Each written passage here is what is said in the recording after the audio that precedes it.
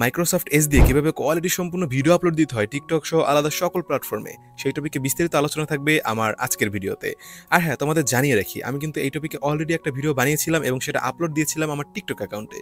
সেটাতে এখন বর্তমানে হয়তো 1 মিলিয়ন ভিউ চলে যেতে পারে বা এর থেকে কম ভিউ হতে পারে। তোমরা দেখে নিও, আমি স্ক্রিনের উপরে ভিউটা দেখিয়ে দিলাম। এখানে বিস্তারিত বলেছিলাম যে কিভাবে কি করা হয়, কিভাবে আপলোড দেওয়া হয়।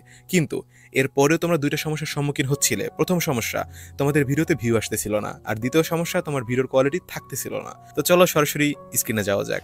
দেখো, এই যে এই ভিডিওটা আমি এখন আপলোড করবো আমার সেকেন্ড অ্যাকাউন্টে। আর এই ভিডিওটা কিন্তু 4K 60 fps দিয়ে রেকর্ড করা একটা ভিডিও। আমি জাস্ট হালকা পাতলা কালার গ্রেডিং করেছি, এইটুকুই। এবার আমি এটাকে আপলোড দিয়ে দেখাবো তোমাদেরকে। এটা আমি অলরেডি এক্সপোর্ট করে রেখেছি। এটার জন্য আমি সরাসরি চলে যাবো মাইক্রোসফট এজের মধ্যে।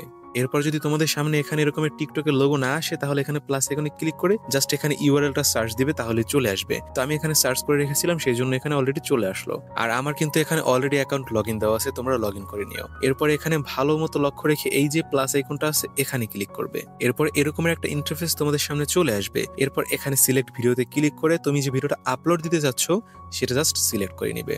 দেখো, এখানে আমার ভিডিওটা কত কোয়ালিটির, 4K নাকি 1080p নাকি 2K সেটা দেখাচ্ছে। আর এখানে কত পার্সেন্ট আপলোড হলো সেটা দেখাচ্ছে। আর কত এমবির আমার এই ভিডিওটা সেটাও দেখাচ্ছে। তো এখানে তোমাদের মনোযোগ দিয়ে যেটা করতে হবে সেটা হচ্ছে, এখানে যে এভরিওন লেখাটা আছে এখানে ক্লিক করতে হবে। তারপরে অনলি ইউ এটা সিলেক্ট করতে হবে।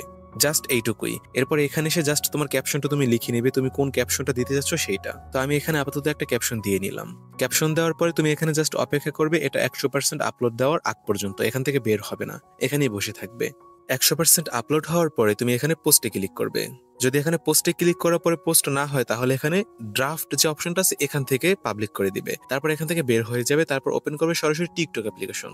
এইমাত্র যে ভিডিওটা আপলোড করেছিলে সেটা যদি পেতে চাও, তাহলে এখানে ক্লিক করবে, এই তালা আইকনটাতে। তারপর এখানে সেই ভিডিওটা পেয়ে যাবে, এটার উপর ক্লিক করবে। তারপর এখানে 3 লাইনে ক্লিক করবে। এরপর ডান পাশে স্ক্রল করবে। তারপর এখানে প্রাইভেসি সেটিং যে লেখাটা আছে এখানে ক্লিক করে জাস্ট এভরিওন করে দিবে। কমপ্লিট। তোমার ভিডিও কিন্তু পাবলিক হয়ে গেল। দেখো, আমার ভিডিওটা পাবলিক হয়ে গিয়েছে। এটা এখন জাস্ট 1 মিনিট অথবা 2 মিনিট প্রসেসিং হবে। তারপর এটা সবার জন্য উন্মুক্ত হয়ে যাবে, সবাই এটা দেখতে পারবে। তুমি আমার এই অ্যাকাউন্টটা দেখতে পারো। এখানে আমি হাতে গোনা কয়েকটা ভিডিও আপলোড করেছি, আর প্রত্যেকটা ভিডিওর ভিউ জাস্ট লক্ষ্য করো। এখানে প্রত্যেকটা ভিডিওর ভিউ কিন্তু 1000-এর উপরে, 3 থেকে 4000, এমনকি কোনো কোনো ভিডিওতে 10,000 বা 20,000 ভিউ চলে গিয়েছে।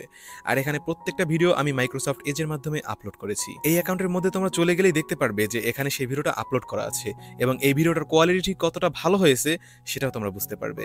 তো আজকের ভিডিওটা এতটুকুই ছিল। যদি ভিডিওটা ভালো লেগে থাকে তাহলে অবশ্যই আমার ভিডিওতে একটা লাইক করে নিবে। আর এরকমের আরো ইনফরমেশন ভিডিও পাওয়ার জন্য হলো আমার অ্যাকাউন্টটিকে সাবস্ক্রাইব অথবা ফলো করে যাবে।